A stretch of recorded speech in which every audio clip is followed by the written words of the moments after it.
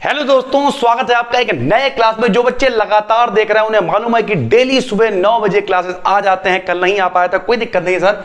Unit second अपनी start हो चुकी थी, ठीक है सर। आज हम लोग पढ़ने वाले हैं मॉलिक्यूलर ऑर्बिटल थ्योरी सर, ठीक है। आने वाले 2-3 क्लासेस इसी थ्योरी के ऊपर चलेंगे और ये theory most important sir. Molecular orbital theory हो गई है, हाइब्रिडाइजेशन हो गया है, वेस्पर थ्योरी हो गई है। 3-4 चीजें आपने पढ़ ली, एक लॉन्ग क्वेश्चन फंस गया और एक ही लॉन्ग करना होता है और बहुत आसानी से आप एमजेपीआरयू की यूनिवर्सिटी जो उसमें बहुत अच्छे नंबर ला सकते हैं सर, ठीक है सर।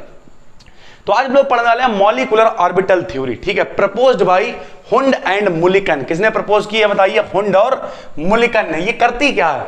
यह कोवैलेंट बॉन्ड के फॉर्मेशन को एक्सप्लेन करती है, यानी कोवैलेंट बॉन्ड। अब सर जी हमें यही नहीं मालूम कोवैलेंट बॉन्ड क्या होता है, तो लो भैया, जो साझेदारी से बॉन्ड बनते हैं उन्हें कहते हैं कोवैलेंट बॉन्ड। लीजिए सर, मान लिया ये है हाइड्रोजन का एक अणु है, ये सॉरी हाइड्रोजन का एक परमाणु है जिसे कहते हैं एटम। क्या कहते हैं? एटम। तो यह है हाइड्रोजन का एक एटम, यह है हाइड्रोजन का एक और एटम। दोनों मिले तो बना हाइड्रोजन गैस का एक अणु यानी मॉलिक्यूल। सरल भाषा में सुनिए, एक परमाणु एक और परमाणु दोनों मिले तो बन गया अणु। अंग्रेजी में भैया एक एटम एक और एटम दोनों मिले तो बन गया मॉलिक्यूल। क्या बन गया? मॉलिक्यूल यानी H2। तो भैया जब दोनों की साझेदारी हुई तो ये जो बीच में हमने लाइन खींची इसे कहते हैं बॉन्ड, कोवैलेंट बॉन्ड।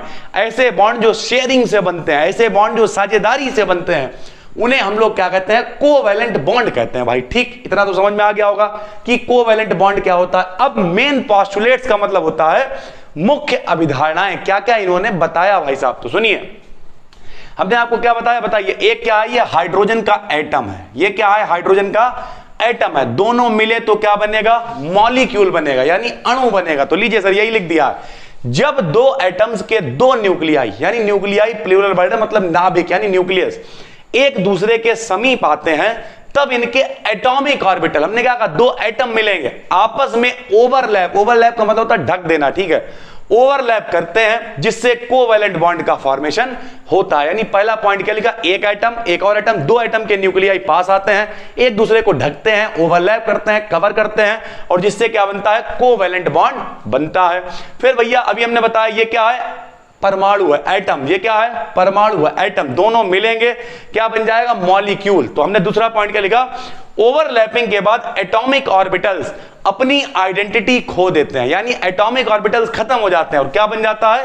मॉलिक्यूल बन जाता है। तो तथा मॉलिक्यूलर ऑर्बिटल्स का फॉर्मेशन होता है। एटॉमिक ऑर्बिटल्स खत्म हो जाते हैं और बन जाते हैं मॉलिक्यूलर ऑर्बिटल्स, ठीक है सर। पॉइंट नंबर 3 क्या है? प्रत्येक मॉलिक्यूलर ऑर्बिटल्स का एक निश्चित वेव फंक्शन होता है, यानी दो एटम के मिलने से जो मॉलिक्यूलर ऑर्बिटल बनता है उनका एक निश्चित वेव फंक्शन। भैया वेव फंक्शन को हम लोग लिखा करेंगे साई से। ये जो त्रिशूल की तरह बना हुआ है इसे कहते हैं साई, ठीक है सर।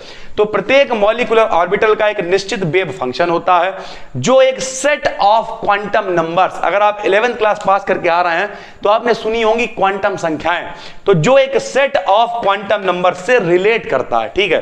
तथा प्रत्येक मॉलिक्यूल की एक डेफिनेट एनर्जी होती है, ठीक है। यानी जितने भी ऑर्बिटल्स बनते हैं, जो भी करते हैं, उन सबकी निश्चित एनर्जी होती है। आपने अफबाउ का नियम पढ़ा होगा, 1s की एनर्जी सबसे कम, फिर उससे ज्यादा 2s, फिर ऐसे तो चलता है 1s2, 2s2, 2p6, एनर्जी के बढ़ते हुए क्रम में होते हैं सर, ठीक है। पॉइंट नंबर 4 क्या है? मॉलिक्यूलर ऑर्बिटल्स में इलेक्ट्रॉन्स की फिलिंग, यानी जो ऑर्बिटल बनेंगे उनमें इलेक्ट्रॉन भरे कैसे जाएंगे? भाई भैया हुंड का नियम, एक क्लॉक एक anti clock, common rules of बाउ प्रिंसिपल एंड हुंड्स रूल के अकॉर्डिंग होती है, ठीक है सर। हुंड का नियम होता है, ऑफ बाउ का नियम होता है इलेक्ट्रॉन भरने के लिए, तो इसी से भरा जाता है। मॉलिक्यूलर ऑर्बिटल में प्रेजेंट सभी इलेक्ट्रॉन्स मॉलिक्यूल को बनाने वाले न्यूक्लियाई के प्रभाव क्षेत्र में रहते हैं भैया। यानी जितने भी इलेक्ट्रॉन होते हैं, ये न्यूक्लियस है, न्यूक्लियस के अंदर प्रोटॉन न्यूट्रॉन, प्रोटॉन के ऊपर होता है प्लस, इलेक्ट्रॉन लगा रहे होते चक्कर, तो दोनों एक दूसरे को अट्रैक्ट करते रहते हैं, ठीक है भाई। 6 नंबर है एटॉमिक ऑर्बिटल्स की overlapping linear combination of atomic orbitals के अकॉर्डिंग होती है। लीनियर कॉम्बिनेशन क्या होता है भाई? या तो जुड़ेगा या घटेगा। लीनियर मतलब सीधा सीधा। ये देखिए आपने ऐसे देखा होगा, एक्सिस होती है एक्स एक्स डैश, बाई, मान लिया ये और बाई डैश, ठीक है। तो लीनियर का मतलब सामने है। अगर मान लिया यहां पे लिखा हुआ 0, इधर आए तो 1, यहां आए तो 2, इधर चलेंगे तो बढ़ेगा, इधर चलेंगे तो घटेगा। लीनियर का मतलब होता है या तो जोड़ दीजिए या घटा दीजिए, सीधे सीधे। तो linear combination of atomic orbitals के अकॉर्डिंग होता है। तो हमने लिख दिया साई बराबर, अभी आपको बताया जी क्या है, साई बराबर अगर दो एटॉमिक ऑर्बिटल है साई 1 प्लस माइनस साई 2, यानी या तो जुड़ेगा या घटेगा। अब कंडीशन लगाएंगे हम कि अगर जुड़ेगा तो पहले जुड़ने वाली कंडीशन ले ली, अगर साई बराबर साई 1 प्लस साई 2 हो तो स्क्वायर कर दो, तो साई स्क्वायर बराबर a प्लस बी का होल स्क्वायर, पहले का स्क्वायर प्लस दूसरे का स्क्वायर प्लस 2, फिर पहला और दूसरा, यानी a square plus B square plus 2ab होता है सर, ठीक है। अब इसमें साई क्या होता है ध्यान से सुनिएगा सर, क्योंकि आने वाले 2-3 क्लास इसी पे होने वाले हैं। इसमें साई को कहते हैं बॉन्डिंग मॉलिक्यूलर ऑर्बिटल। क्या कहते हैं? बॉन्डिंग मॉलिक्यूलर ऑर्बिटल, शॉर्ट में लिखा करेंगे BMO। क्या लिखा करेंगे? BMO। तो साई क्या है भैया? BMO है, ठीक है। और साई स्क्वायर क्या है जरा देखिए, तथा साई स्क्वायर इसकी इलेक्ट्रॉन डेंसिटी को बताता है। डेंसिटी मतलब होता है घनत्व, कि कितने ज्यादा इलेक्ट्रॉन वहां पर अवेलेबल है, ठीक है सर। एक बार प्लस ले लिया, अब अगर माइनस ले लें तो साई स्टार बराबर साई 1 माइनस का साई 2। अगर इसका स्क्वायर करेंगे तो साई स्टार स्क्वायर बराबर Sai 1 square plus psi 2 square minus का 2 साई 1 साई 2। तो साई स्टार को कहते हैं एंटी बॉन्डिंग मॉलिक्यूलर ऑर्बिटल, यानी इसका उल्टा। साई का उल्टा क्या होगा? साई स्टार। साई प्लस है तो ये क्या होगा? माइनस। इसे कहेंगे बॉन्डिंग मॉलिक्यूलर ऑर्बिटल, शॉर्ट में BMO। इसे कहेंगे anti bonding molecular orbital, short में ABMO, ठीक है सर। और साई स्टार स्क्वायर क्या होगा? ये ABMO में उपस्थित इलेक्ट्रॉन डेंसिटी को बताता है, ठीक है सर। उसके बाद आपको इसमें बनाने पड़ेंगे एनर्जी लेवल डायग्राम, जो हमने यहां पे बना रखा है।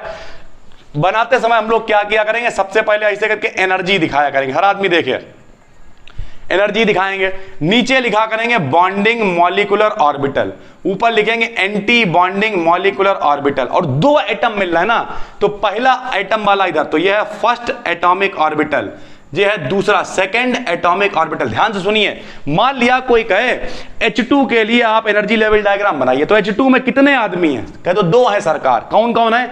एक H है, एक और H है। तो भैया एक H चलेगा इधर, दूसरा H चलेगा इधर, यानी जे एटॉमिक ऑर्बिटल जे एटॉमिक ऑर्बिटल दोनों मिलेंगे तो H2 का चलेगा बीच में सर, ठीक है। यानी जब हम लोग इसके अगले क्लास में एनर्जी लेवल, ध्यान से समझते चलिए, जो लोग लाइन से क्लास नहीं देखते उन्हें दिक्कत होगी।